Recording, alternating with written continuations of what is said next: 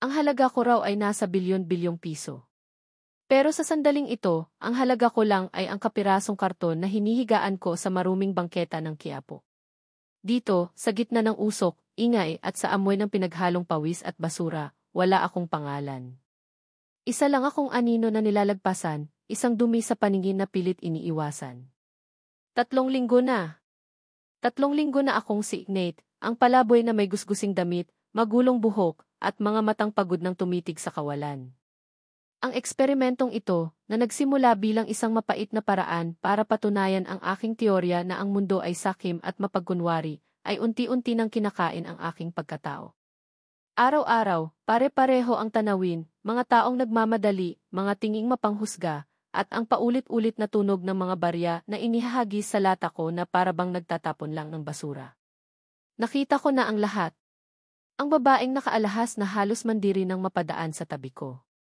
Ang lalaking nakabarong na sinigawan ako dahil nakaharang daw ako sa daan. Ang grupo ng mga kabataan na pinagtawanan ang punit kong t-shirt. Bawat isa sa kanila ay isang dagok, isang kumpirmasyon sa aking paniniwala, pera lang ang nagpapaikot sa mundo, at kung wala ka nito, wala kang halaga. Nakasandal ako sa pader ng isang lumang gusali, habang ang init ng katanghalian ay parang humahaplos na apoy sa aking balat. Ang sikmura ko'y kumakalam na, hindi dahil sa gutom, sanay na ako, kundi dahil sa pagkasuklam. Pagkasuklam sa sarili sa mga taong ito sa sistema. Bakit ko nga ba ginagawa ito? Para hanapin ang sinasabi nilang tunay na pagmamahal? Isang kalokohan. Gusto ko lang patunayan sa sarili ko na tama ang aking lolo nang sabihin niyang, "Apo, mag-ingat ka. Kapag naamoy ng mga tao ang pera mo, lahat sila magiging kaibigan mo." Pero sa oras na mawala yan, mag-isa ka na lang. Namatay si lolo na isang taong puno ng pait. At ako, si Nathaniel de la Vega, ang nag-iisang tagapagmana ng kanyang imperyo, ay unti-unti na ring nagiging katulad niya. Sa gitna ng aking pagmumuni-muni, isang anino ang tumigil sa aking harapan. Hindi ko na inabalang itaas ang aking paningin. Sigurado, isa na namang mag-aabot ng 5 piso na may kasamang tingin ng awa o pandidiri. Hihintayin ko na lang na mahulog ang barya sa aking lata. Pero lumipas ang ilang segundo, walang bumagsak. Sa halip, isang malumanay na boses ang narinig ko. "Kuya, tanghalian na po. Baka hindi ka pa kumakain." Dahan-ahan kong iniangat ang aking ulo. Isang babae. Siguro ay nasa kalagitnaan ng kanyang 20s, simple lang ang suot, isang puting blouse na medyo luma na at maong na pantalon. Walang kolorite sa mukha, at ang buhok niya ay nakapusod lang ng simple. May dala siyang isang maliit na paper bag na may logo ng isang kilalang fast food chain. Tinitigan ko siya, naghihinala. Ano ang kailangan nito? Walang nagbibigay ng libre sa mundong ito. Para sa akin, tanong ko, ang boses ko'y magaspang dahil sa bihirang paggamit. Ngumiti siya. Isang ngiting simple pero parang nagbigay ng kaunting liwanag sa madilim kong paligid. Opo. Binili ko po sana para sa akin, pero 2 pala yung naibigay sa akin ng cashier. Siguro po, para sa inyo talaga yung isa. Isang kasinungalingan. Halatang halata. Pero hindi ito ang tipo ng kasinungalingan na nakasanayan ko, ang kasinungalingan para makalamang. Ito ay isang kasinungalingan para magbigay. Inabot niya sa akin ang paper bag, nag-aalangan akong kunin ito. Sa loob ng 3 linggo, ito ang unang pagkakataon na may nag-alok sa akin ng pagkain na hindi tira-tira. Sige na po, kunin niyo na. Masama ang nagpapalipas ng gutom, sabi niya ulit na may bahid ng pag-aalala sa kanyang boses. May kung anong kumurot sa puso ko. Isang damdaming matagal ko nang hindi naramdaman. Dahan-dahan kong iniabot ang aking kamay at kinuha ang paper bag. Ang init nito ay gumapang mula sa aking mga daliri papasok sa aking sistema. Salamat, pabulong kong sabi. Umiti lang ulit siya. Akala ko ay aalis na siya, tulad ng iba. Pero umupo siya sa tabi ko, sa maruming bangketa, na hindi alintana ang alikabok na maaaring dumikit sa kanyang pantalon. Nabigla ako. Bakit ka umupo dyan? Nagkibit balikat siya. Sasabayan ko po kayong kumain. Eto, may tubig din ako. Kinuha niya mula sa kanyang shoulder bag ang sarili niyang baunan, isang maliit na Tupperware na may lamang kanin at siguro ay adobong manok at isang bote ng tubig. Hindi ako makapagsalita. Nakatitig lang ako sa kanya habang binubuksan niya ang kanyang baunan. Sino ang babaeng ito? Sa mundong puno ng mga taong umiiwas sa akin na parang may sakit akong nakakahawa, heto siya, kusang lumapit at umupo sa tabi ko. Binuksan ko ang paper bag, isang kahon ng manok at kanin, mainit pa. Ang amoy nito ay gumising sa gutom na pilit kong winawaksi. Nagsimula akong kumain gamit ang aking mga kamay. Bawat subo ay parang isang biyaya. Hindi dahil sa lasa ng pagkain, nakakain na ako sa mga pinakamamahaling restaurant sa buong mundo, kundi dahil sa kabutihang kasama nito. Dahan-dahan lang po sa pagkain, baka mabilaukan kayo, sabi niya habang umunguya rin. Tumingin ako sa kanya. Bakit mo to ginagawa? Hindi ko na napigilang itanong. Nilunok niya muna ang kanyang pagkain bago sumagot. Simple lang po. Sabi ng lola ko, yung biyayang natatanggap mo, hindi lang para sa'yo yan. Paminsan-minsan, kailangan mo ring ibahagi sa iba, lalo na sa mga mas nangangailangan. Tumingin siya sa akin ng diretsyo. Lahat naman po tayo may pinagdadaanan. Hindi man pare-pareho, pero lahat tayo, kailangan ng konting tulong at pag-unawa. Ang mga salita niya ay tumago sa pader na matagal ko nang itinayo sa paligid ng aking puso. Pag-unawa. Isang salitang banyaga sa aking mundo.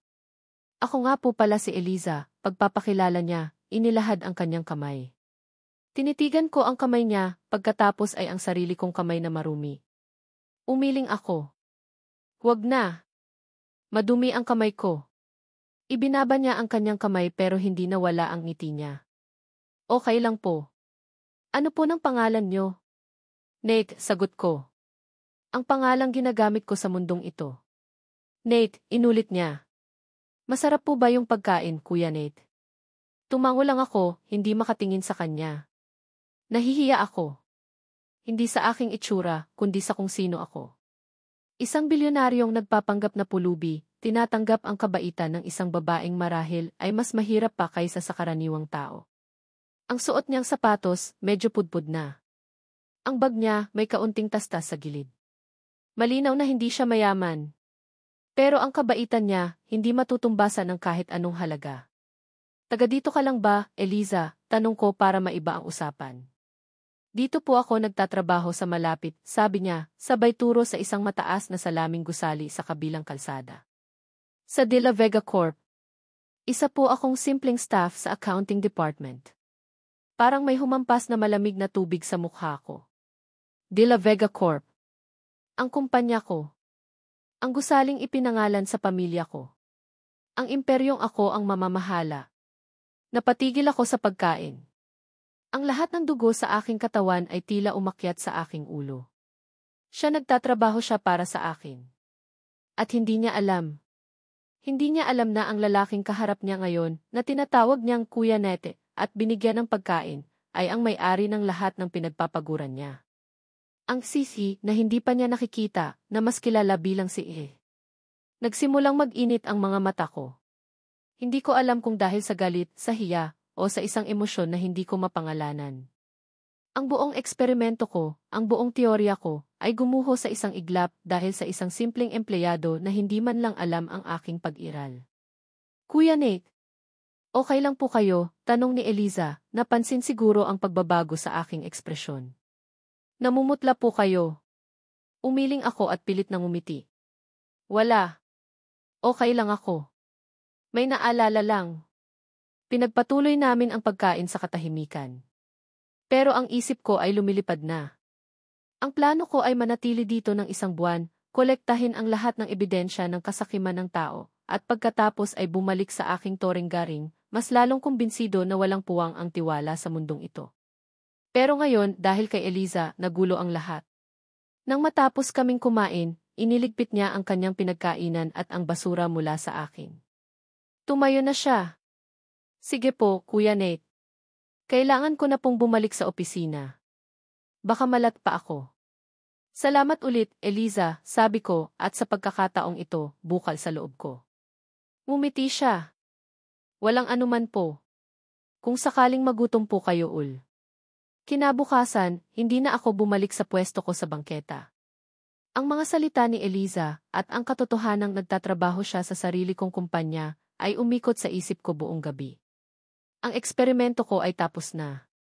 Hindi dahil nahanap ko na ang sagot, kundi dahil isang tanong ang biglang sumulpot, at ang pangalan ng tanong na iyon ay Eliza.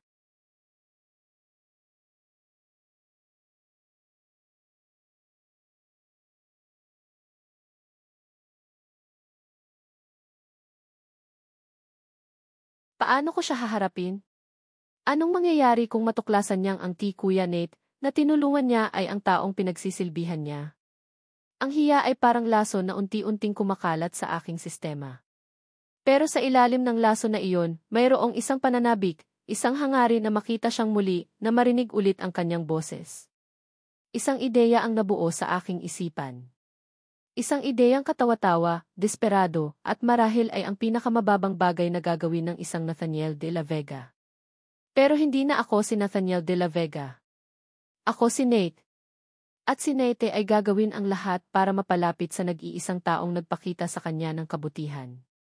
Kinabukasan, suot ang pinakamalinis sa aking mga gusgusing damit, nagpunta ako sa Human Resources Department ng De La Vega Corp. Hindi sa ika-negatibo 40 palapag kung nasaan ang executive offices, kundi sa basement, kung saan ang mga aplikante para sa mga utility at maintenance staff ay naghihintay. Ang gwardiya sa pinto ay tiningnan ako mula ulo hanggang paa, na may halong pandidiri, pero nang sabihin kong mag-a-apply ako bilang janitor, itinuro niya lang sa akin ang isang mahabang pila. Ang pakiramdam na mapabilang sa mga taong karaniwang hindi ko pinapansin ay kakaiba. Ang mga kasama ko sa pila ay may kanya-kanyang kwento ng pag-asa at pangangailangan sa kanilang mga mukha. May isang matandang lalaki na halatang pagod na, isang binatilyo na mukhang kabado, at isang babaeng mahigpit ang hawak sa kanyang brown envelope. At ako, isang bilyonaryo, na nag-a-apply para sa trabahong magbibigay sa akin ng minimum na sahod, para lang sa isang babae. Kung alam lang ng lolo ko, baka tumawa siya ng malakas o baka naman ay itakwil niya ako ng tuluyan. Sa tulong ng peking mga dokumento na inihanda ng aking pinagkakatiwalaang personal assistant, na sinabihan kong para sa isang top secret corporate social responsibility project, natanggap ako. Si Nate Reyes, walang pamilya, nakatapos ng high school at desperado para sa trabaho. Ang aking bagong buhay ay magsisimula sa paghawak ng mop at walis. Ang unang araw ko bilang janitor ay isang sampal mula sa realidad. Ang dating pinakamataas na tao sa gusaling ito ay ngayon ang pinakamababa. Ang mga sahig na nilalakaran ko noon suot ang aking libu-libong dolyar na sapatos na Italyano ay ngayon ang sahig na nililinis ko, habang suot ang murang tsinelas. Ang mga banyong ginagamit ng mga empleyado, na dati hindi ko man lang naiisip, ay ngayon ay responsibilidad kong panatilihing malinis at mabango. Ang trabaho ay nakakapagod. Ang likod ko'y sumasakit, ang mga kamay ko'y nagkakakalyo. Pero mayroon itong kakaibang epekto sa akin. Sa bawat pagod, mayroong pakiramdam ng nagawa. Nakikita ko ang resulta ng aking trabaho, isang makintab na sahig, isang malinis na banyo, isang opisina na walang alikabok. Simple, pero totoo. Hindi tulad ng mga numero sa stock market o mga kontratang milyon ang halaga, na parang hangin lang na lumilipas. At higit sa lahat, nakikita ko si Eliza. Hindi araw-araw, pero sapat na para magbigay ng liwanag sa nakakapagod kong araw. Minsan, makakasalubong ko siya sa hallway. Nigitian niya ako, ang janitor na si Kuya Nate, at babatiin ng magandang umaga po. Minsan naman, sa pantry, habang nagtitimpla siya ng kape, makikita niya akong nagpupunas ng mga mesa. Kuya Nete, gusto niyo po ng kape, aalukin niya ako. Lagi akong tumatanggi, nahihiya, pero ang alok niya palang ay sapat na. Ang lunch break ang pinakahihintay ko. Alam ko na ang oras ng kanyang pahinga. Sinasadya kong maglinis malapit sa accounting department bandang 12:00. At kapag nakita ko na siyang lumabas, susunod ako, kunwari pupunta rin sa kantin ng mga empleyado sa basement. Isang araw, nakita niya ako sa kantin, mag-isang kumakain ng kanin at itlog na binili ko sa labas. Lumapit siya sa mesa ko, dala ang kanyang baunan. Kuya Nate, dito ka rin pala kumakain. Pwede makiupo, tanong niya, ang ngiti niya ay kasing init ng sabaw ng sinigang. Tumango ako, ang puso ko'y biglang bumilis. CJ, Eliza. Walang problema. Umupo siya sa tapat ko at binuksan ang kanyang baon. Amoy adobo. Naalala ko ang unang beses na nakita ko siyang kumain nito. Kamusta po ang trabaho? Tanong niya. Mabuti naman. Nakakapagod pero okay lang, sagot ko. Ikaw? Marami bang numero ang binibilang mo ngayon? Tumawa siya ng mahina. Naku, sobra po. Parang sasabog na ang utak ko sa mga resibo at spreadsheet. Huminga siya ng malalim. Pero kailangan para sa pamilya. Pamilya? Opo. Ako po ang breadwinner. Yung nanay ko po may sakit sa puso. Yung mga kapatid ko naman nag-aaral pa. Nagpatuloy siya sa pagkain. Pero okay lang. Biyaya pa rin to. At least may trabaho ako. Napatingin ako sa kanya. Ang bigat ng responsibilidad na pasan niya, pero hindi mo makikita sa kanyang mukha. Walang bahid ng reklamo, tanging pasasalamat. Samantalang ako, na may lahat ng bagay sa mundo, ay puno ng pait at pagdududa. Hindi ka ba napapagod? O nagagalit sa mundo dahil sa sitwasyon mo? Tanong ko, ang mga salita ay kusang lumabas sa aking bibig. Tumingin siya sa akin, tila nag-iisip. Napapagod po, syempre. Tao lang. Pero yung galit, wala po akong oras para dyan. Ngumiti siya. Sabi po kasi sa simbahan, ang buhay parang pagtatanim. Kung galit at pait ang itatanim mo, yun din ang aanihin mo. Pero kung pasasalamat at pag-asa ang itatanim mo, kahit gaano kahirap ang lupa, may tutubo pa ring maganda. Simbahan. Pananampalataya. Mga konseptong matagal ko nang tinalikuran. Para sa akin, ang pananampalataya ay para sa mga mahihina, isang saklay para sa mga taong hindi kayang harapin ang kalupitan ng realidad. Pero sa paraan ng pagsasalita ni Eliza, hindi ito kahinaan. Ito ay lakas. Isang lakas na hindi ko maintindihan. Madali lang sabihin yan, sabi ko, medyo may pait sa boses. Paano mo mapapatawad ang mga taong nanloko sa'yo? O yung mga taong sinaktan ka? Naalala ko ang mga peking kaibigan, ang mga kamag-anak na lumalapit lang kapag may kailangan, ang babaeng minahal ko na iniwan ako para sa isang mas mayamang lalaki. Hindi nagbago ang ekspresyon ni Eliza. Tila naintindihan niya ang bigat ng aking tanong. Mahirap, Kuya Nate. Sobrang hirap. Pero sabi ng lola ko, ang pagpapatawad hindi para sa kanila. Para sa'yo. Para gumaan yung dibdib mo. Hanggat may galit ka, parang ikaw ang nakakadena sa nakaraan, hindi sila. Ang mga salita niya ay parang susi na pilit binubuksan ang isang kinakalawang na kandado sa aking dibdib. Ako. Ako ang nakakadena. Ako ang bilanggo ng sarili kong galit. Mula noon, naging regular na ang aming sabay na panananghalian. Minsan sa kantin, minsan sa isang maliit na karinderya sa labas ng gusali na nagbebenta ng murang merienda. Ang aming mga usapan ay lumalim. Nalaman ko ang mga pangarap niya, ang makapagtapos ang kanyang mga kapatid, ang maipagamot ang kanyang ina, at ang balang araw ay makapagpatayo ng isang maliit na bahay sa probinsya kung saan sila nanggaling. Simple lang ang mga pangarap niya, pero para sa kanya, iyon na ang buong mundo. Ako naman, bilang si Nate, ay nagkwento ng isang malungkot na nakaraan. Sabi ko, ulila na ako at naligaw ng landas kaya napadpad sa lansangan. Isang kasinungalingan na may bahid ng katotohanan. Dahil sa isang banda, pakiramdam ko'y matagal na akong ulila at naliligaw.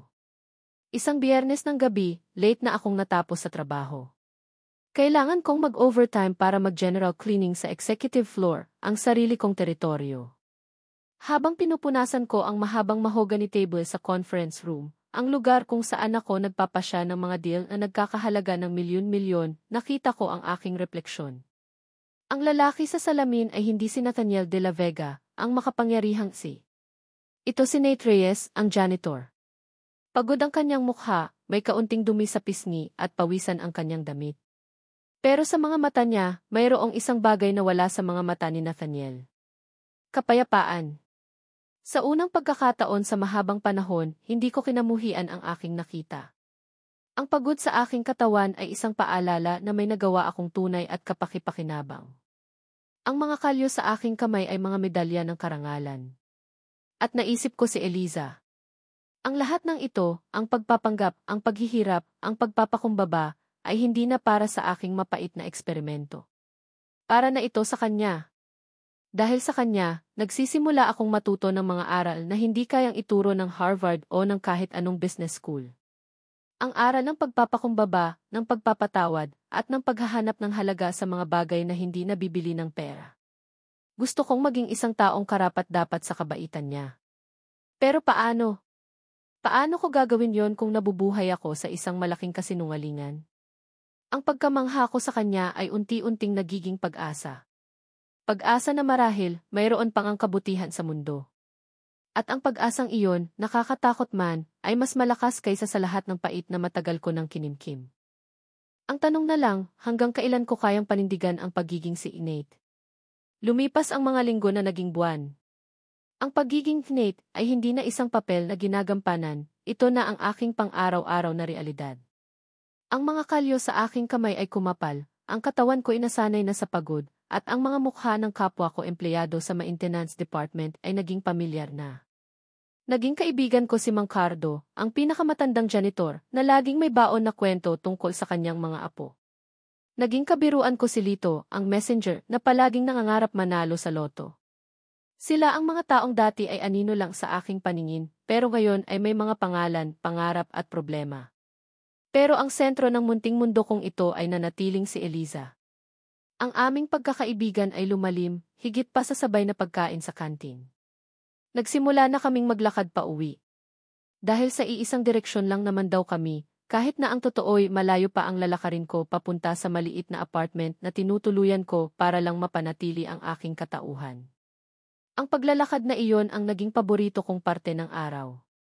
Sa gitna ng mausok at maingay na mga kalsada ng Maynila, sa ilalim ng papalubog na araw, doon kami nagkakaroon ng pagkakataong mag-usap ng masinsinan. Ikinukwento niya ang mga nangyari sa opisina, ang terror nilang boss, ang nakakatawang pagkakamali ng isang katrabaho, ang excitement para sa darating na Christmas party. Ako naman, nakikinig lang, paminsan-minsan ay nagbibigay ng payo bilang si Kuya Nate na mas marami ng karanasan sa buhay. Alam mo, Kuya Nete, sabi niya isang hapon habang naglalakad kami, parang ang dami mo nang napagdaanan sa buhay, no? Tumingin ako sa kanya. Bakit mo naman nasabi? Ewan ko po. Sa paraan niyo magsalita. Parang kalmado pero may bigat. Para pong may tinatago kayong lungkot, sabi niya, ang mga mata niya'y puno ng sinseridad. Natigilan ako. May mga pagkakataong nakakalimutan kong si Eliza ang kausap ko at hindi isang business partner. Lumalabas ang tunay kong pagkatao sa mga salita ko, ang pagiging analytical, ang pagiging direkta. At napapansin niya. Lahat naman tayo mailungkot na dinadala, Eliza, sagot ko, pilit na pinapagaan ang tono. Ang mahalaga, hindi tayo nagpapakain doon. Pero minsan, kailangan din nating ilabas yun, Kuya Nete, git niya. Hindi pwedeng laging tinatago. Parang sugat yan kung tatakpan mo lang ng tatakpan, hindi gagaling. Minsan, kailangan mong hayaang mahanginan kahit masakit. Ang mga salita niyang iyon ay tumama sa akin. Ilang taon ko nang tinatakpan ang mga sugat ko, ang pag-iwan sa akin ng ina ko noong bata pa ako, ang pait ng lolo ko na ipinamana niya sa akin, ang mga kabiguan sa pag-ibig. Tinakpan ko ito ng pera, ng kapangyarihan, ng pagiging abala. Pero heto si Eliza, isang simpleng babae, na nakikita ang mga sugat na iyon kahit nakatago sa ilalim ng pagpapanggap ko. Isang araw, inaya niya akong sumama sa kanya. Fiesta po sa lugar namin sa Sabado, Kuya Nate. Punta po kayo. Ipakikilala ko kayo kay nanay. Ang imbitasyon ay simple, pero para sa akin, ito ay isang malaking hakbang. Ang pumasok sa kanyang personal na espasyo, ang makilala ang kanyang pamilya, ito ay isang bagay na parehong nagpapakilig at nagpapakaba sa akin. Kilig, dahil sa wakas ay makikita ko ang mundo niya. Kaba, dahil mas lalo akong malulubog sa kasinungalingan. Pero hindi ko kayang tumanggi. Ang makasama siya sa labas ng trabaho, sa lugar kung saan siya komportable, ay isang pagkakataong hindi ko palalampasin. Ang lugar nila ay nasa isang masikip na komunidad sa Tondo. Ang mga bahay ay magkakadikit, ang mga eskinita ay makikitid, pero ang kapaligiran ay buhay na buhay. May mga banderitas na nakasabit sa bawat poste, may mga tugtugan mula sa mga video machine, at ang amoy ng iba't ibang lutong pagkain ay nangingibabaw sa hangin.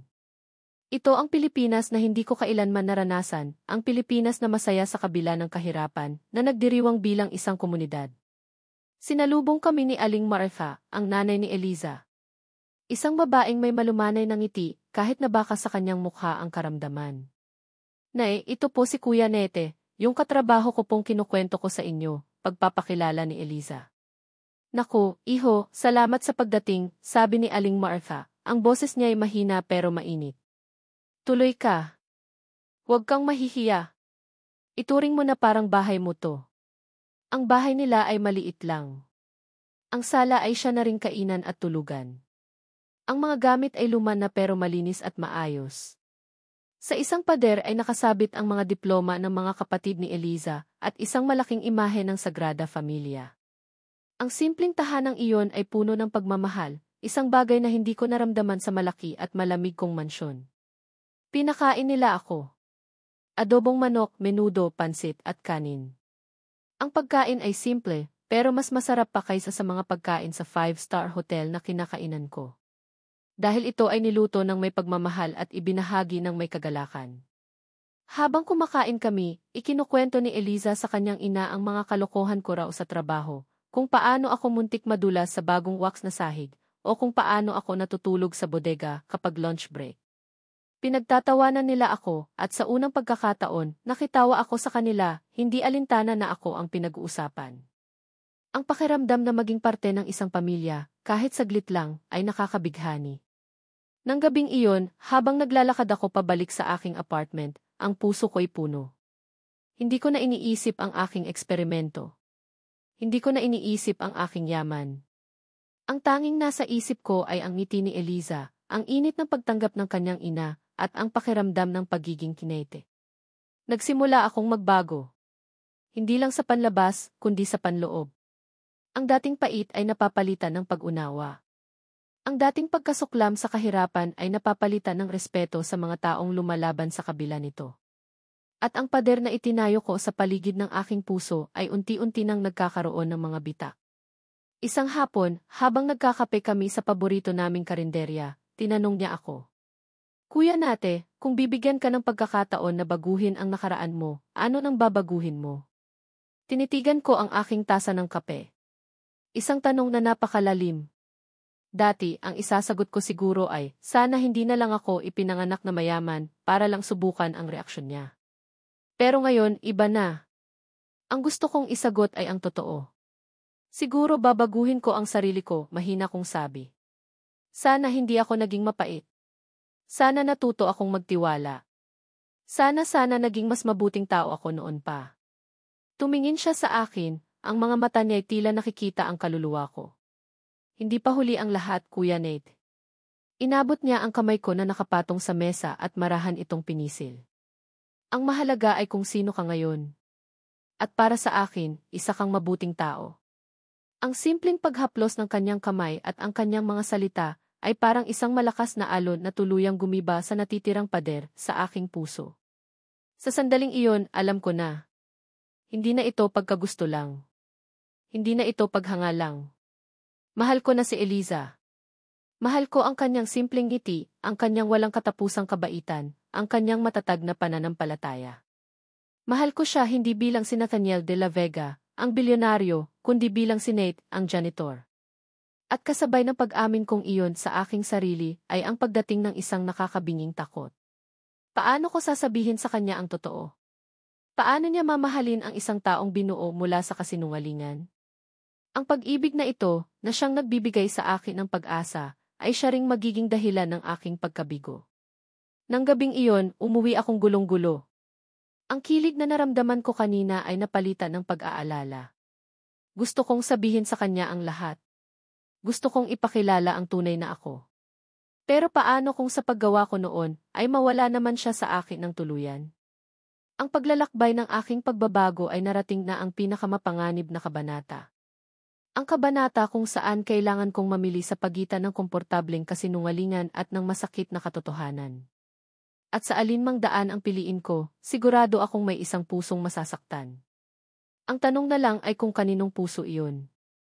Ang mga sumunod na araw ay naging isang uri ng pagpapahirap sa sarili. Bawat ngiti ni Eliza, Bawat pagbati niya ng Kuya Nate, bawat sandali na magkasama kami ay parang kutsilyong sabay-sabay na sumasaksak at humahaplo sa puso ko.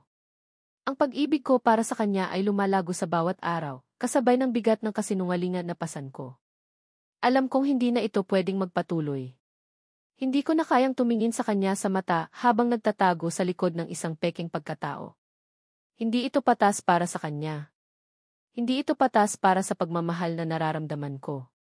Kailangan niyang malaman ang totoo. Kahit na ang katotohanan iyon ang wawasak sa aming dalawa. Pinagplanuhan ko ito. Hindi ko pwedeng sabihin sa kanya sa kantin, sa hallway o sa karinderya. Kailangan ko ng isang lugar na pribado, isang lugar kung saan maaari kaming mag-usap ng walang nakakarinig, isang lugar kung saan kaya kong ipaliwanag ang lahat. At mayroon lang isang lugar na ganoon, ang tuktok ng De La Vega Corp. Isang Biyernes ng hapon, habang naglalakad kami pa uwi, huminga ako ng malalim at tinipon ang lahat ng lakas ng loob na mayroon ako. Eliza, tawag ko sa kanya. Tumigil kami sa isang gilid ng kalsada, malayo sa agos ng mga tao. Bakit po, Kuya Nate? Tanong niya, ang mukha niya ay nag-aalala sa biglaang pagiging seryoso ko. Pwede ba kitang ayain lumabas? Bukas. May gusto lang sana akong sabihin sa'yo. Isang bagay na napaka-importante. Ang boses ko'y nanginginig. Umiti siya, isang ngiting nagpagaan ng kaunti sa aking dibdib. Siyempre naman, Kuya Nate. Saan po ba tayo pupunta? May alam akong lugar. Maganda. Tahimik. Iyon lang ang nasabi ko. Susunduin kita sa inyo. 6:00 ng gabi. Wow, parang date, biro niya, pero namula ang kanyang mga pisngi. Eliza, seryoso kong sagot, tinitigan siya ng diretso sa mata. Isang date. Ang gulat sa kanyang mukha ay napalitan ng isang nahihiyang ngiti. Tumango siya. Sige, Kuya Nate. Aasahan ko yan. Kinabukasan, hindi ako pumasok bilang Nate. Pumasok ako sa gusali bilang si Nathaniel de la Vega. Suot ang isang mamahaling itim na suit, ang aking buhok ay maayos na nakasgel, at ang aking mga sapatos ay kumikinang. Ang mga gwardiya na dati halos hindi ako pansinin ay biglang tumuwid ng tayo at sumaludo. Ang mga empleyado na nakakasalubong ko ay yumuyuko at bumabati ng, "Good evening, sir." Ako na ulit ang hari sa aking kaharian. Pero ang pakiramdam ay hungkag. Mas gugustuhin ko pa ang simpleng tihay, Kuya Nate, kaysa sa lahat ng formalidad na ito. Inutusan ko ang aking assistant na ihanda ang rooftop garden. Nagpalagay ako ng isang maliit na mesa para sa dalawa na may mga kandila at bulaklak. Nagpa-cater ako ng paboritong pagkain ni Eliza, adobong manok at menudo, mula sa isang sikat na restaurant na nagluluto ng mga pagkaing Pilipino. Gusto kong gawing perpekto ang lahat, isang huling magandang alaala bago ko sirain ang lahat. 6:00 ng gabi, ako mismo ang nagmaneho ng isa sa aking mga sports car papunta sa Tondo. Ang mamahaling sasakyan ay tila isang alien sa makikitid na eskinita. Ang mga tao ay napapatingin, nagbubulungan. Huminto ako sa tapat ng bahay nila. Bumaba ako at kumatok. Ang nagbukas ng pinto ay si Eliza. Napatigil siya. Ang kanyang mga mata ay nanlaki sa gulat, pagtataka at pagkalito. Nakasuot siya ng isang simpleng asul na bestida, ang pinakamaganda sigurong damit na mayroon siya. Nag-ayos siya para kay Kuya Nate. Pero ang lalaking nasa harapan niya ngayon ay isang estranghero. Sino po sila? Tanong niya, ang boses niya ay bahagyang nanginginig. Eliza, sabi ko, ang boses ko'y pamilyar sa kanya, pero hindi tumutugma sa taong nakikita niya. Ako to. Tinitigan niya ako ng matagal. Sinuri niya ang aking mukha, ang aking mga mata. At dahan-dahan, nakita ko ang realisasyon sa kanyang mukha. Ang gulat ay napalitan ng isang emosyon na hindi ko mabasa, isang halo ng sakit, galit at pagkabigo. Kuya! Nate, halos pabulong niyang sabi. Tumango ako. Patawarin mo ako, Eliza. Magpapaliwanag ako. Lahat-lahat. Please, sumama ka sa akin. Hindi siya kumibo. Nakatayo lang siya roon, tila nabato sa kanyang kinatatayuan. Lumabas si Aling Martha na naalarma sa katahimikan. Eliza, anak, sino yan? Tanong ng kanyang ina. At nakita niya ako. Iho! Ikaw ba yan, Nate? Ang pagkalito sa mukha ni Aling Martha ay isa pang dagok sa akin. Nay, pumasok na po muna kayo, sabi ni Eliza, hindi inaalis ang tingin sa akin. Ang boses niya ay malamig. Walang emosyon. Mas masakit pa iyon kaysa sa sigawan niya ako. Pagkatapos ng ilang sandali na parang walang katapusan, tumango siya.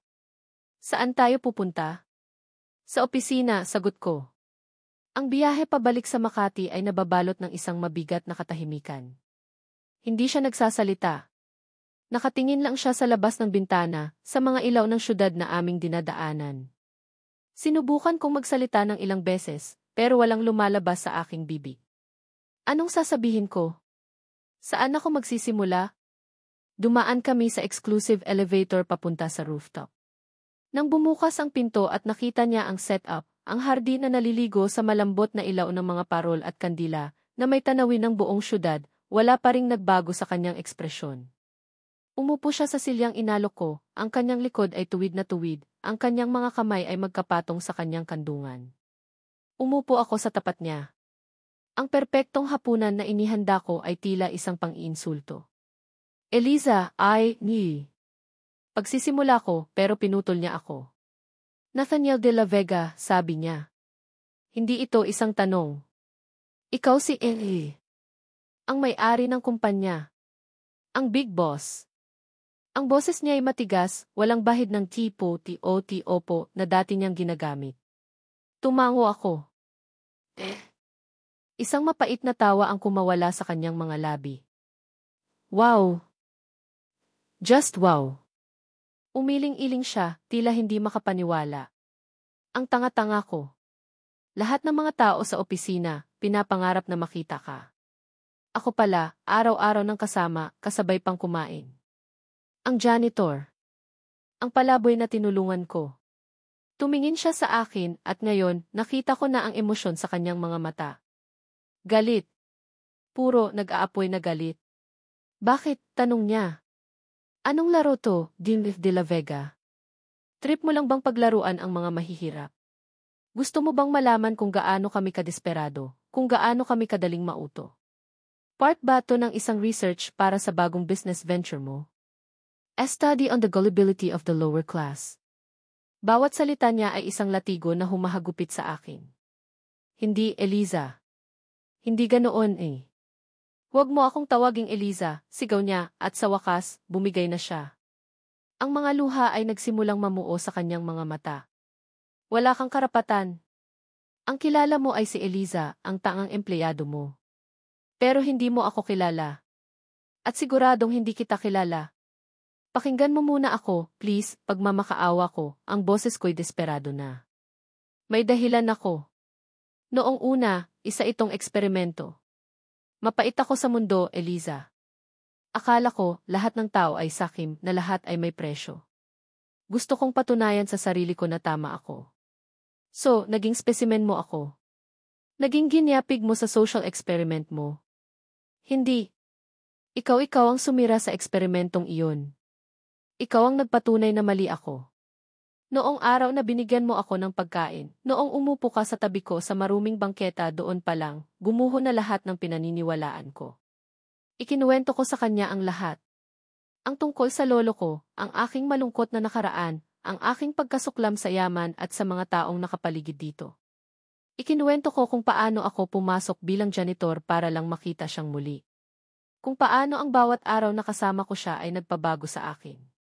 Gusto kong sabihin sa iyo ang totoo, matagal na, pagpapatuloy ko, ang mga luha ay dumadaloy na rin sa aking mga pisngi. Pero natakot ako. Natakot ako na kapag nalaman mo kung sino ako, mawawala ka sa akin. Natakot ako na kamumuhian mo ako. At ano sa tingin mo ang nararamdaman ko ngayon, ha, Nathaniel, sabi niya, ang sarkasmo ay tumutulo sa bawat pantig. Pagmamahal, pasasalamat dahil niloko mo ako. Dahil niloko mo ang nanay ko. Ipinakilala kita sa kanya. Ipinagmalaki kita sa kanya. Sabi ko, si Kuya Nete, isa sa mga pinakamabuting taong nakilala ko. At ang lahat ng iyon isang malaking kasinungalingan.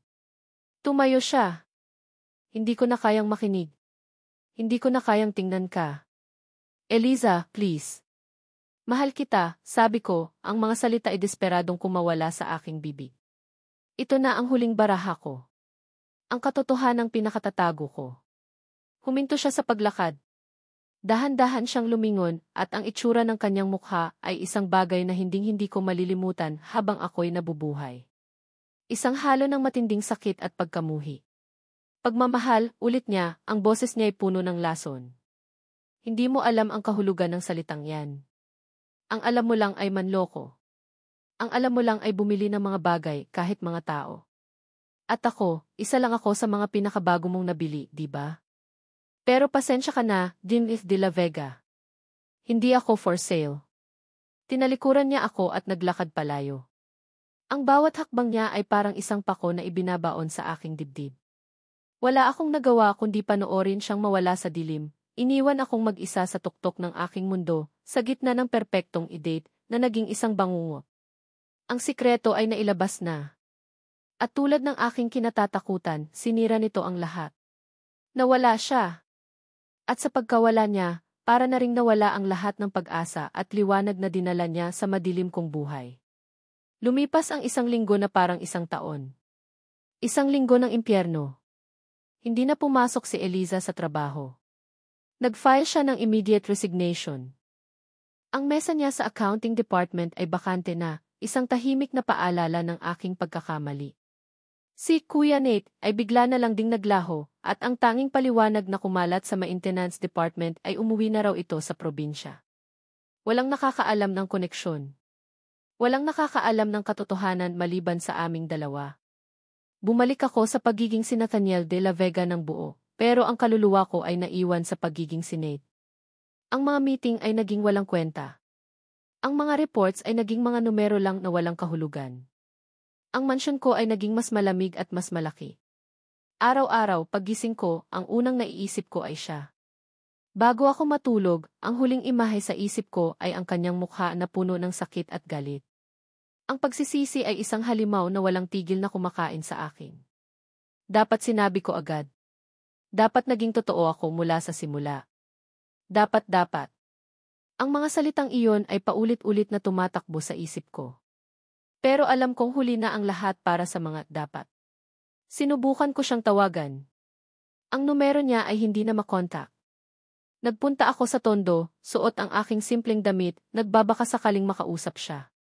Pero ang pinto ng bahay nila ay laging sarado para sa akin. Isang beses, nakita ako ng kapitbahay nila. Wala sila dyan, sir. Umalis. Hindi namin alam kung saan nagpunta, sabi ng babae. Ang mga mata niya ay puno ng pag-usisa at pagtataka kung bakit ang isang may-ari ng magarang kotse ay naghahanap sa pamilya ni Eliza. Nawalan ako ng pag-asa. Baka ito na talaga ang kabayaran sa aking panluloko. Ang mawala siya ng tuluyan. Ang bumalik sa dati kong buhay, mayaman, makapangyarihan, pero walang laman at nag-iisa. Pero hindi ko kaya. Hindi na ako ang dating Nathaniel. Ang mga aral na natutunan ko bilang si Nate, ang kabaitang ipinakita sa akin ni Eliza, ay nag-iwan ng permanenteng marka sa akin. Hindi ko na kayang bumalik sa dati. Samantala, sa isang maliit na inuupahang kwarto sa kabilang dulo ng Maynila, si Eliza ay lumuluha. Ang galit na naramdaman niya noong gabing iyon ay unti-unting napalitan ng isang malalim na sakit. Paulit-ulit niyang inaalala ang lahat. Ang unang pagkikita nila sa bangketa. Ang sabay nilang pagkain sa kantin. Ang mga kwentuhan habang naglalakad. Ang pagbisita niya sa kanilang bahay noong fiesta. Totoo ba ang lahat ng iyon? O bahagi lang ng isang masalimuot na laro? Ang isip niya ay nagsasabing niloko siya. Isang mayamang lalaki na naghahanap ng katuwaan. Pero ang puso niya, sa kabila ng sakit, ay bumubulong ng ibang kwento. Naalala niya ang lungkot sa mga mata ni Kuya Nate nang magkwento ito tungkol sa nakaraan. Naalala niya ang sinseridad sa boses nito nang sabihin nitong, para sa akin, isa kang mabuting tao. Ang mga alaala ay hindi kasinungalingan. Ang init ng kanyang kamay, ang tawa niya, ang pag-aalala sa kanyang boses, ang mga iyon ay totoong-totoo. Anak, basag ni Aling Martha sa kanyang pag-iisip. Dinalhan siya nito ng isang basong tubig. Umupo ang matanda sa tabi niya sa maliit na kama. Huwag mong masyadong isipin yan. Lalagnatin ka niyan. Yumakap si Eliza sa kanyang ina at doon na ibinuhos ang lahat ng luhang pinipigilan niya. Ang sakit-sakit po. Bakit po kailangan niyang magsinungaling? Akala ko po totoo siya. Akala ko po iba siya. Haplos lang ng ina ang sagot nito. Hinayaan siya nitong umiyak hanggang sa maubos ang kanyang mga luha at mapalitan ito ng mahihinang hikbi. Anak, pakinggan mo si nanay, malumanay na sabi ni Aling Martha. Noong una ko siyang makita, bilang si Nete, may nakita akong lungkot sa mga mata niya. Isang lungkot na hindi kayang itago ng kahit anong ngiti. At noong makita ko siya bilang si Amy de la Vega, ganoon pa rin ang mga matang iyon. Nagbago ang damit, nagbago ang itsura, pero ang kaluluwa sa loob, iisa lang. Tumingin si Eliza sa kanyang ina. Pero niloko niya tayo, Nay. Nagkamali siya. Malaking pagkakamali, pag-amin ni Aling Martha. Pero tanungin mo ang sarili mo, anak. Sa lahat ng panahong kasama mo siya, kailan kanya sinaktan? Kailan kanya binastos? Di ba't puro kabutihan ang ipinakita niya sa iyo bilang si Nate? Natahimik si Eliza. Tama ang kanyang ina. Bilang si Nate, si Nathaniel ay naging kaibigan, isang kuya, isang sandalan. Hindi siya kailanman pinagsamantalahan nito. Ang tao, nagkakamali pagpapatuloy ng kanyang ina. Ang mahalaga, kung ano ang gagawin niya para itama ang pagkakamaling iyon. Sabi mo, nagbago siya dahil sa iyo. Na natuto siya ng mga bagay na hindi niya dating alam. Kung totoo iyon, hindi ba't dapat mo ring bigyan ng halaga? Ang pagpapatawad, Eliza, hindi para sa kanya. Para sa kapayapaan ng puso mo. Ang mga salita ng kanyang ina ay parang gamot na unti-unting humihilom sa kanyang mga sugat. Ang galit ay nagsimulang mapawi at ang natira ay ang sakit at isang munting kislap ng pag-asa. Hindi niya kayang basta na lang kalimutan ang lahat. Pero marahil may puwang para sa pag-unawa. Nagpasya siya. Hindi niya hahanapin si Nathaniel. Hindi niya ito kakausapin. Pero hihintayin niya. Titingnan niya. Kung totoong ang nagbago ito, kung totoong ang mahalaga siya dito, gagawa ito ng paraan. At hindi pera ang tinutukoy niya. Kailangan niyang makita ang mga gawa na nagpapatunay sa pagbabago nito. Mga gawa na nagmumula sa puso ni Nate, hindi sa bulsa ni Nathaniel de la Vega. Samantala, si Nathaniel ay nasa bingit ng kawalan. Ang tanging bagay na nagpapatinag sa kanya ay ang isang plano na unti-unting nabubuo sa kanyang isipan. Hindi niya susuyuin si Eliza gamit ang pera. Natutunan niya na ang kanyang leksyon. Gagamitin niya ang kanyang kapangyarihan at yaman para gawin ang mga bagay na natutunan niya mula kay Eliza at sa buhay niya bilang si Nate. Ang unang hakbang, ang kanyang mga empleyado. Tinawag niya ang pinuno ng EC at Finance Department para sa isang emergency meeting. Ang utos niya ay malinaw at hindi mapapantayan.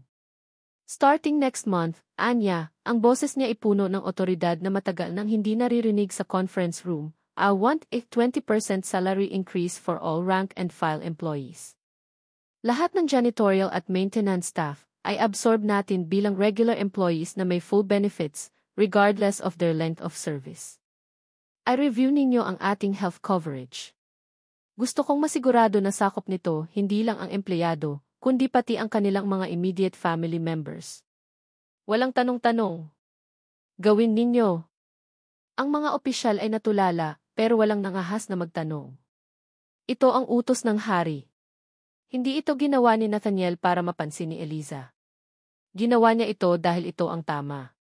Naalala niya si Mang Cardo na laging nag-aalala sa pambili ng gamot ng kanyang asawa. Naalala niya si Lito na nangangarap na mapag-aral ang kanyang anak sa isang magandang eskwelahan. Ginawa niya ito dahil naintindihan na niya ngayon na ang tunay na halaga ng isang kumpanya ay hindi ang kita nito, kundi ang mga taong bumubuo nito. Ang pangalawang hakbang, ang nanay ni Eliza. Alam niyang hindi tatanggapin ni Eliza ang pera mula sa kanya. Kaya't gumawa siya ng ibang paraan. Inutusan niya ang kanyang personal assistant na maghanap ng pinakamagaling na cardiologist sa bansa. Pagkatapos ay ipinagawa niya ito ng isang liham, hindi mula sa kanya, kundi mula sa Egg de la Vega Foundation, ang charity arm ng kanyang kumpanya. Ang liham ay nag-aalok kay Aling Martha ng isang fully sponsored medical grant para sa kanyang kondisyon. Isinaad doon na siya ay napili dahil sa rekomendasyon ng isang anonymous employee, na humanga sa dedikasyon ng kanyang anak na si Eliza. Walang pangalan ni Nathaniel na nabanggit. Ito ay isang alok na mahirap tanggihan dahil hindi ito mukhang personal na pabor, kundi isang lehitimong tulong mula sa isang institusyon. Isang linggo matapos ang kanilang pag-uusap, habang si Eliza ay naghahanap ng bagong trabaho online, isang mensahe ang pumasok sa kanyang telepono. Galing ito kay Lita, ang dati niyang katrabaho sa accounting. Bessie, kamusta? Nabalitaan mo na ba? Grabe. Nag-anunsyo si Sir Eth. Taas sahod tayo lahat. At lahat daw ng janitor, regular na. May bagong health card pa na kasama ang pamilya. Lahat kami dito nagulat. Ano kayang nakain nun? Sayang umalis ka na. Napahinto sa pagtipa si Eliza. Hindi siya makapaniwala sa nabasa. Si Nathaniel. Ginawa iyon? Hindi para sa kita, hindi para sa publisidad, kundi para sa mga simpleng empleyado. Naalala niya ang mga kwentuhan nila ni Nate tungkol sa mga pangarap ni Mang Cardo at Lito. Posible kayang. Habang pinoproseso niya ang balita, isang kartero ang kumatok sa kanilang pinto. May inabot na isang opisyal na sulat para sa kanyang ina. Kinakabahang binuksan ito ni Eliza. At nang mabasa niya ang nilalaman, ang alok ng medical grant mula sa De La Vega Foundation, naramdaman niyang nanlambot ang kanyang mga tuhod. Isang key anonymous employee. Alam niya kung sino iyon. Hindi ito pera na basta na lang iniabot. Ito ay isang solusyon. Isang maingat na plinano, magalang at hindi mapangmatang paraan ng pagtulong. Hindi nito sinisigaw ang pangalan ni Nathaniel de la Vega, pero bakas dito ang puso ni Nate Reyes, ang lalaking natutong magmalasakit. Umupo siya sa isang sulok, hawak ang sulat. Ang mga luha ay muling dumaloy sa kanyang mga pisngi. Pero sa pagkakataong ito, hindi na ito luha ng sakit o galit. Ito ay luha ng pagkalito, ng pagkamangha, at ng isang emosyon na pilit niyang winawaksi pero patuloy na bumabalik. Ang pag-ibig na nagsisimulang maghilom. Ang lalaking nanloko sa kanya ay siya ring lalaking gumagawa ngayon ng kabutihan para sa mga taong mahalaga sa kanya. Ang pagbabago ay hindi na lang isang salita, ito na ay isang gawa. At ngayon, si Eliza ay nahaharap sa isang bagong tanong. Hindi na kung kaya ba niyang magpatawad. Ang tanong ngayon ay, handa na ba siyang bigyan ng pangalawang pagkakataon ang kanilang nasirang kwento? Handa na ba siyang harapin si Nathaniel, hindi bilang ang big boss o ang janitor, kundi bilang ang lalaking tunay na nagmamahal sa kanya? 2 linggo ang lumipas. 2 linggong puno ng pag-iisip para kay Eliza at walang humpay na paggawa para kay Nathaniel. Tinanggap ni Aling Martha ang medical grant. Ang unang konsultasyon sa cardiologist ay naging matagumpay, may pag-asa, sabi ng doktor, basta't masunod ang gamutan at ang nakatakdang operasyon. Ang balitang iyon ay nagbigay ng panibagong lakas sa pamilya ni Eliza, pero nag-iwan din ito ng isang malaking tanong sa kanyang puso, paano niya pasasalamatan ang taong nasa likod nito? Samantala, si Nathaniel ay abala sa pagpapatakbo ng kumpanya na may bagong pananaw. Hindi na lang kita ang kanyang tinitingnan, kundi pati ang kapakanan ng kanyang mga empleyado. Nagsimula siyang mag-ikot sa iba't ibang departamento, hindi bilang isang nakakatakot na boss, kundi bilang isang leader na gustong makinig. Kinausap niya si Mang Cardo, na ngayon ay isa ng regular na empleyado. Mangyak-ngiyak itong nagpasalamat. Sir, dahil po sa inyo, hindi ko na po problemahin ang gamot ng misis ko. Habang buhay po ang utang na loob ko sa inyo. Ang mga salitang iyon ay mas matamis pakinggan kaysa sa kahit anong papuri mula sa mga business magazine. Ito ang tunay na tagumpay. Pero sa kabila ng lahat ng ito, may kulang. Sa gabi, sa katahimikan ng kanyang mansyon, ang anino ni Eliza ay laging naroon. Ang kanyang ngiti, ang kanyang boses, ang kanyang matatag na pananampalataya. Siya ang nawawalang piraso sa kanyang bagong buhay. Isang hapon, habang nag-iisa sa kanyang opisina at tinitingnan ang skyline ng Makati, isang desisyon ang kanyang binuo. Hindi na siya maghihintay. Kailangan niyang harapin ang tadhana. Kailangan niyang harapin si Eliza. Hindi para manghingi ng kapatawaran, kundi para mag-alok ng isang bagay na mas mahalaga, ang kanyang sarili, nang walang kasinungalingan, nang walang pagkukunwari. Alam niyang hindi na niya ito basta-basta mahahanap. Kaya ginamit niya ang kanyang resources. Sa loob ng isang oras, nalaman ng kanyang assistant ang bagong tinitirhan ni na Eliza. Isang maliit na apartment sa isang tahimik na subdivision sa Quezon City. Nagmaneho siya papunta roon, ang puso niya ay kumakabog na parang tambol sa isang parada. Hindi niya alam kung ano ang sasabihin. Hindi niya alam kung haharapin ba siya nito. Pero kailangan niyang subukan. Nang makarating siya sa harap ng apartment, huminga siya ng malalim. Kakatok na sana siya nang bumukas ang pinto. Si Eliza. Tila may pupuntahan. Nagtama ang kanilang mga mata.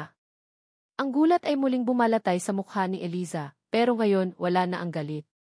Ang naroon ay isang malalim na emosyon na hindi pa rin mabasa ni Nathaniel. Nathaniel, sabi ni Eliza, ang boses niya ay kalmado. Eliza, pwede ba tayong mag-usap? Nag-aalangan si Eliza. Tumingin siya sa likod niya, sa loob ng apartment. May pupuntahan sana ako. Saan? Ihahatid na kita. Sa simbahan, sagot niya. Ang salitang iyon ay nagbigay ng kakaibang pakiramdam kay Nathaniel.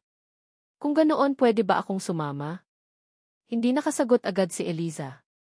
Tinitigan niya si Nathaniel, sinusuri ang kanyang intensyon. Bakit? Dahil gusto kong maintindihan, mahina niyang sagot. Gusto kong maintindihan ang pinanghugutan mo ng lakas. Ang pinaniniwalaan mo. Gusto kong makita ang mundo sa paraan ng pagkakita mo. Ang sinseridad sa kanyang boses ay hindi maikakaila. Dahan-dahang tumango si Eliza. CJ. Ang biyahe papunta sa simbahan ay tahimik, pero hindi na ito ang mabigat na katahimikan ng dati. Ito ay isang katahimikan na puno ng mga hindi pa nasasabing salita, ng mga tanong na naghahanap ng sagot. Ang simbahan ay hindi malaki, isang lumang simbahan na may mga naglalakihang puno sa paligid. Pumasok sila sa loob.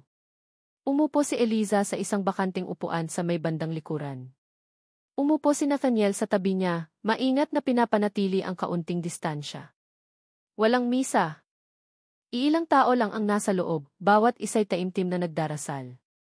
Ang tanging maririnig ay ang huni ng mga ibon sa labas at ang sarili nilang paghinga. Tinitigan ni Nathaniel ang altar, ang malaking krusipiho, ang mga imahe ng mga santo. Para sa kanya, ang mga ito ay mga estatwa lamang, mga simbolo ng isang bagay na hindi niya maabot. Pero para kay Eliza, alam niyang ito ang kanyang kanlungan. Pagkalipas ng ilang minuto ng katahimikan, si Eliza ang unang nagsalita. Salamat, sabi niya, hindi nakatingin kay Nathaniel. Salamat sa ginawa mo para sa nanay ko. At para sa mga dati nating katrabaho. Wala iyon, sagot ni Nathaniel. Ginawa ko lang ang tama. Mga bagay na dapat matagal ko nang ginawa. Nagbago ka na nga, sabi ni Eliza, at sa wakas ay lumingon ito sa kanya. May bahagyang ngiti sa kanyang mga labi. Isang ngiting matagal nang hinahanap-hanap ni Nathaniel. Dahil sa'yo, pag-amin niya. Binago mo ako, Eliza. Tinuruan mo ako na may mga bagay sa mundong ito na mas mahalaga kaysa sa pera. Tinuruan mo ako kung paano maging tao ulit. Hindi ako, Nathaniel, umiling si Eliza. Ang Diyos ang gumawa noon. Ginamit niya lang akong instrumento. At ginamit niya rin ang sitwasyon para buksan ang puso mo. Hindi alam ni Nathaniel kung paano sasagutin iyon. Ang konsepto ng Diyos na kumikilos sa kanyang buhay ay bago para sa kanya. Noong una, galit na galit ako sa'yo, pagpapatuloy ni Eliza. Pakiramdam ko, niloko mo ang buong pagkatao ko. Pero habang tumatagal, naisip ko, baka kailangan talagang mangyari ang lahat. Baka kailangan mong maging si Nate para makita mo ang realidad ng buhay. At baka kailangan kitang makilala para matuto rin ako matutong magpatawad. Sa sandaling iyon, sa loob ng banal na lugar na iyon, lahat ng pader sa pagitan nila ay tuluyan ng gumuho. Wala nang Nathaniel de la Vega, ang si. Wala nang Eliza, ang simpleng empleyado. Ang naroon na lang ay dalawang kaluluwa na sinugatan ng buhay pero pinaghilom ng isang di inaasahang pag-ibig. Eliza, sabi ni Nathaniel, ang boses niya ay puno ng emosyon. Hinawakan niya ang kamay nito. Sa pagkakataong ito, hindi ito iniwas ni Eliza. Bigyan mo ako ng isa pang pagkakataon. Hayaan mo akong patunayan sa iyo na ang pagbabagong ito ay totoo.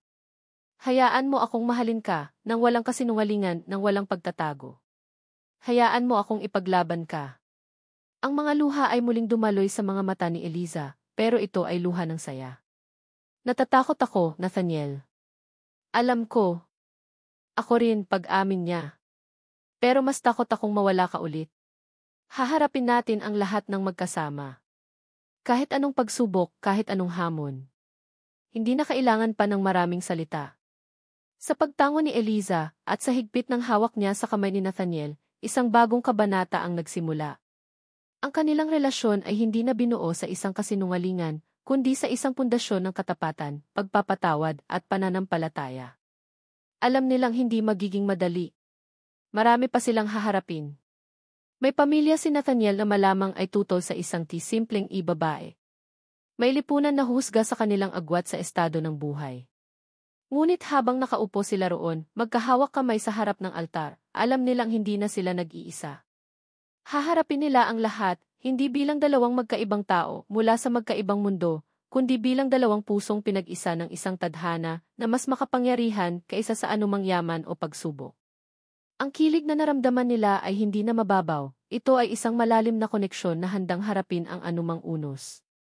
Lumipas ang isang taon. Isang taon ang mga pagsubok, paglago at higit sa lahat, pagmamahal. Ang relasyon ni Nathaniel at Eliza ay hindi naging isang fairy tale. Ito ay naging isang tunay na paglalakbay na puno ng mga hamon. Gaya ng inaasahan, ang pamilya ni Nathaniel, ang kanyang mga tiyahin at pinsan na sanay sa karangyaan, ay hindi agad natanggap si Eliza. Sa isang family dinner, tiningnan nila si Eliza mula ulo hanggang paa, ang kanilang mga mata ay puno ng paghusga. Saan mo naman napulot yan, apo? Tanong ng kanyang tsakorazon na may bahid ng pang-iinsulto.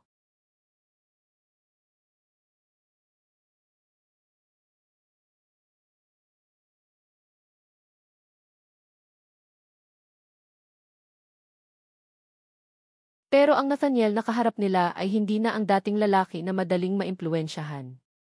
Hinawakan niya ng mahigpit ang kamay ni Eliza, hinarap ang kanyang mga kamag-anak, at sinabing, siya si Eliza. Ang babaeng mahal ko. At kung hindi niyo kayang igalang siya, hindi ko kayo pipilitin.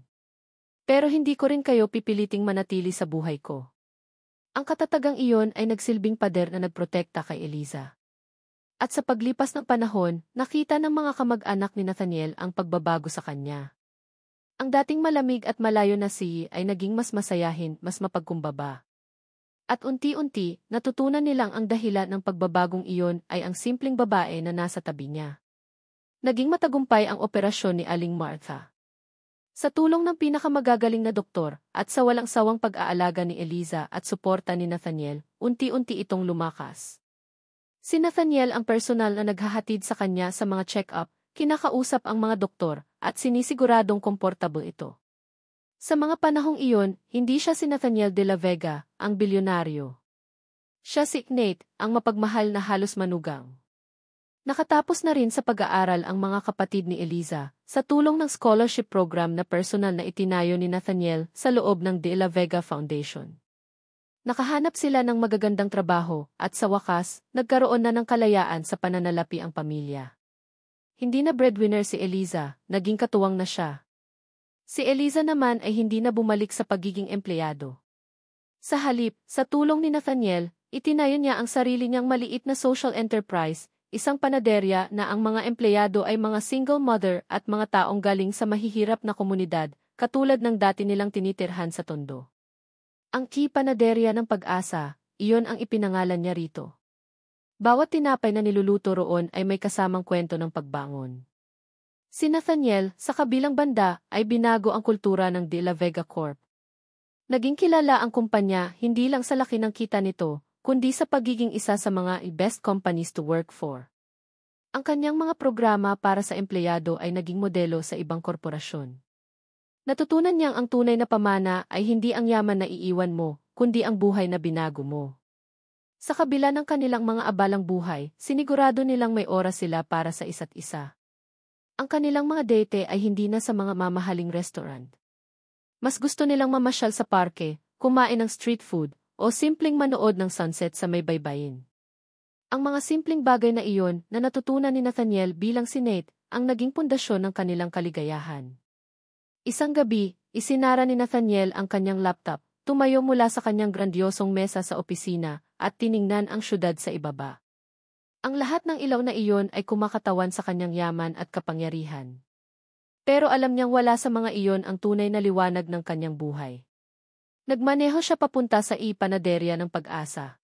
Sarado na ito, pero alam niyang naroon pa si Eliza sa maliit na opisina sa itaas. Ginamit niya ang susing ibinigay sa kanya. Naabutan niya itong nakayuko sa mesa, pagod pero may ngiti sa mga labi habang tinitingnan ang mga litrato ng mga anak ng kanyang mga empleyado. "Pagod ka na?" malambing na tanong ni Nathaniel. Napatingala si Eliza at ngumiti. "Hindi naman. Masaya lang." Lumuhod si Nathaniel sa tabi ng kanyang upuan at hinawakan ang kanyang mga kamay. "Naaalala mo ba yung rooftop?" Tumango si Eliza. "Paano ko makakalimutan yon? Ang pinakadramatikong gabi ng buhay ko. Gusto kong palitan ang alaalang yon," sabi ni Nathaniel. "Gusto kong gumawa ng bago. Isang mas maganda." Nagtaka si Eliza. "Anong ibig mong sabihin?" Hindi sumagot si Nathaniel. Sa halip, may kinuha siya mula sa bulsa ng kanyang coat. Isang maliit na itim na kahon. Binuksan niya ito. Sa loob ay isang singsing. Hindi ito malaki at magarbo, hindi puno ng diamante. Ito ay isang simple, eleganteng singsing na may isang maliit na bato sa gitna. Pero ang disenyo nito ay pamilyar. "Pinagawa ko yan," sabi ni Nathaniel, ang boses niya ay nanginginig sa emosyon. "Ang disenyo iyan yung drawing na nakita ko sa notebook mo noong naglilinis ako sa accounting department. Ang sabi mo, dream ring mo." Nanlaki ang mga mata ni Eliza. Ang mga luha ay nagsimulang mamuo. Naalala niya ang simpleng drawing na iyon, isang pangarap na iginuhit niya noong dalaga pa siya. Hindi niya akalain na may nakapansin pala noon, lalo na ang janitor na si Kuya Nate. "Eliza," pagpapatuloy ni Nathaniel, ang kanyang mga mata ay puno ng pagmamahal at sinseridad. "Sinubukan kong hanapin ang halaga ko sa pera, sa kapangyarihan, sa paghihiganti. Pero sa iyo ko lang pala lahat yon matatagpuan. Ikaw ang yaman ko. Ikaw ang kapangyarihan ko. Ikaw ang aking pag-asa." Huminga siya ng malalim. "Eliza Santiago, ang babaeng nagturo sa akin kung paano magmahal at manampalataya, will you marry me?" Hindi na napigilan ni Eliza ang kanyang mga luha. Tumango siya ng paulit-ulit, hindi makapagsalita. "Nathaniel." Isinuot ni Nathaniel ang singsing sa kanyang daliri. Sakto. Perpekto. Niyakap nila ang isa't isa, isang yakap na nagsasabi ng lahat ng kanilang pinagdaanan, ang sakit, ang pagpapatawad, ang paghihintay, at ang walang hanggang pag-ibig. Ang kanilang kasal ay simple lang, ginanap sa maliit na simbahan kung saan sila unang nagkaunawaan. Ang mga bisita ay hindi mga sikat na personalidad o mga business tycoon.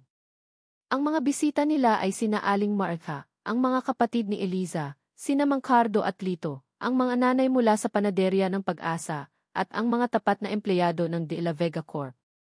Isang selebrasyon ng dalawang mundong pinag-isa ng pag-ibig. Sa kanilang bagong simula, natutunan ni Nathaniel na ang pinakamalaking kayamanan ay hindi ang bilyon-bilyong piso sa bangko, kundi ang paggising sa umaga na katabi ang taong mahal mo. At natutunan ni Eliza na ang pananampalataya ay hindi lang ang pagdarasal para sa mga himala, kundi ang pagtitiwala na kahit sa pinakamadilim na kabanata ng buhay, may inihahandang magandang katapusan ang tadhana. Ang bilyonaryo at ang simpleng babae. Ang nagpanggap at ang nagtiwala. Ang kanilang kwento ay hindi perpekto, pero ito ay totoo. Isang kwento ng pagbabago, pagpapatawad, at isang pag-ibig na nahanap sa pinaka-hindi inaasahang pagkakataon. At dito nagtatapos ang kwento ni Nathaniel at Eliza. Maraming salamat sa iyong pagsubaybay at sa paglalakbay ninyo kasama ako sa bawat kabanata. Ang pagsulat ng kwentong ito ay isang paglalakbay din para sa akin. Isang paglalakbay pabalik sa mga simpleng katotohanan ng buhay na minsan ay natatabunan na ng ingay at pagmamadali ng mundo. Sa bawat salitang isinulat ko, naramdaman ko ang pait ni Nathaniel, ang pag-asa ni Eliza, at ang kilig ng isang pag-ibig na dahan-dahang nahubog. Nais kong iwan sa inyo ang isang munting paalala, na ang tunay na pag-ibig ay hindi nasusukat sa yaman o katayuan, kundi sa kakayahang magpatawad, magbago at maniwala. Lahat tayo ay may mga sugat at maskarang itinatago, pero sa tamang panahon at sa tamang tao, darating ang paghilom. Naway ang kwento ni Nathaniel at Eliza ay magsilbing inspirasyon na laging may pag-asa, at ang tunay na pagbabago ay nagsisimula sa isang pusong bukas magmahal. Kung mayroong aral o damdamin na tumatak sa inyong puso mula sa kwentong ito, ikagagalak kong mabasa ang inyong mga saloobin. Hanggang sa ating muling pagkikita sa susunod na kwento.